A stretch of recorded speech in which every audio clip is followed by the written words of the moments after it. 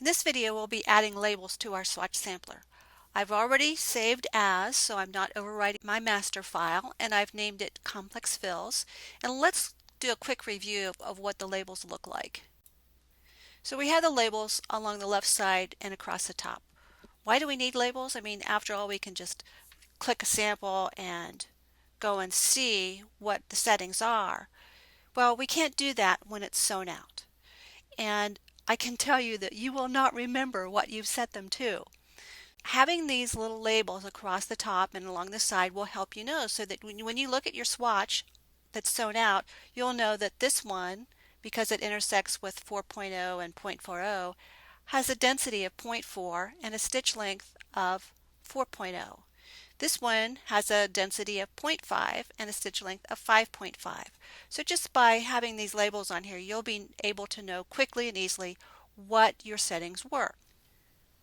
When you do your test sew, what you're looking for is the swatch that best covers your fabric with the lowest number of stitches. We're going to have a higher concentration of stitches when they're shorter and closer together than when they're longer and further apart. Overall design density is a reflection of how closely spaced all the needle penetrations are.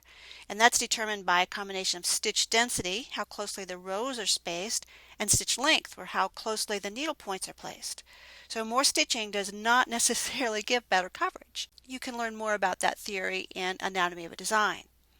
So let's go back to our file and start adding our labels. My last row completed down here. We were going left to right, right to left, left to right, right to left. So I'm actually ending up right there. So I'm going to start building my labels so that they go up and then over. And to add a label, I'll just click Insert Text, and I'll type in 0.50. And you can see that I've had this open before, and I'm using an Arial font, and I had the size set to 7.5, and this works pretty well. So we'll just click OK, and there it is up there.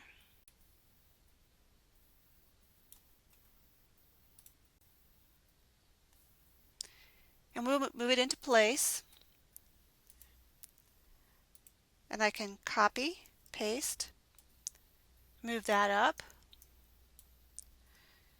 paste again, move that one up, paste, and move that one up.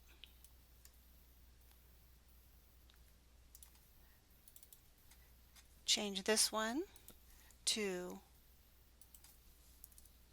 0.45. Change this one to 0.40. Change this one to 0.35. And generate.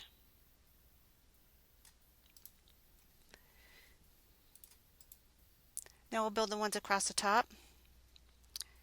Paste again. Edit that one, 2.5.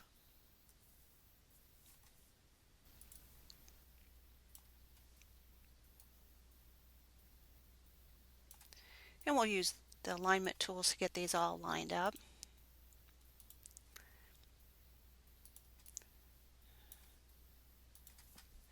Move those in a little closer. And now we'll just edit all of these. And 5.5.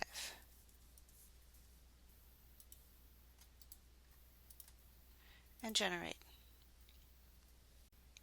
Now we haven't actually set any densities or stitch lengths yet. All we've done is apply the labels.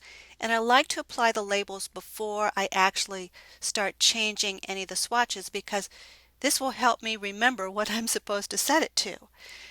Another thing to point out is I rarely ever run a stitch density at 0.35, or really anything much below 0.4 when working with complex fills. I've set it up this way so you can see the impact of having stitches this tightly packed together and at these stitch lengths.